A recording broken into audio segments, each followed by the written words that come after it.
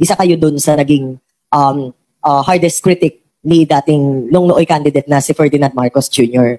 Gaano kahirap sa inyo para mag-consider na una, lumipat sa kanyang partido at ngayon ay tumakbo sa ilalim ng party niya? Hindi naman po nag-criticize ako ng todo sa ating Pangulo. Ang tinanong lang ako ng media noon na about sa corruption. Sabi ko kung may ninakaw, dapat ibalik. Kung may ninakaw, ang konstitusyon natin, ang gobyerno natin kailangan ng due process.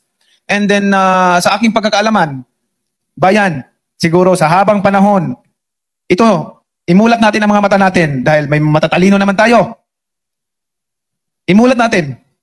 Lagi nating sinisisi ang pamilya Marcos pagdating sa korupsyon. Hindi ba natin nakikita na sa panahon ng Marcos, ang bansa natin number 1 sa ekonomiya? May kurap pang bansa na number 1 sa ekonomiya. Sige.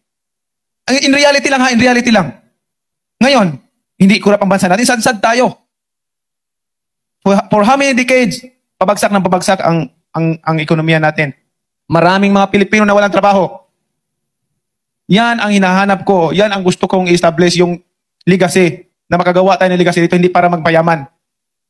At nakita ko ang programa ng Pangulo dito sa bagong Pilipinas na magkaroon ng trabaho ang bawat Pilipino, umasinso ang pamumuhay ng bawat pamilya.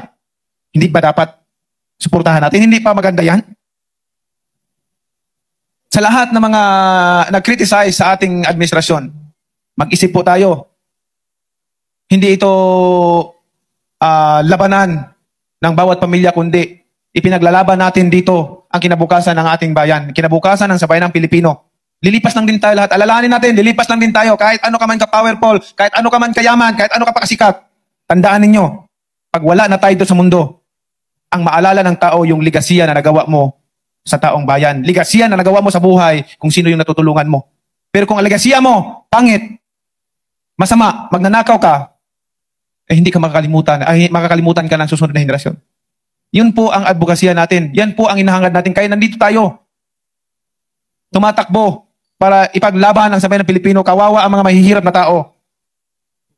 At lagi lang naluluko pagdating ng eleksyon. Ang daming pagdating tuwing eleksyon, masakit sa loob ko na makita ang babait lahat ng mga kandidato. Puro pangako, puro pangako. Yun po ang nakikita ko. Puro pangako, puro pangako. Kung lahat yung mga pangako na yun natupad, ang yayaman na ng bawat Pilipino, ang yaman na ng ating bansa. Bayan, imulat natin ang ating mga mata. Yung korupsyon na yan, yan ang pinaka-sintro ng problema ng ating bansa. Ultimo revenue income ng ating gobyerno nawawala na. So yun po, kailangan mag-isip tayo ng mabuti. Maraming salamat po.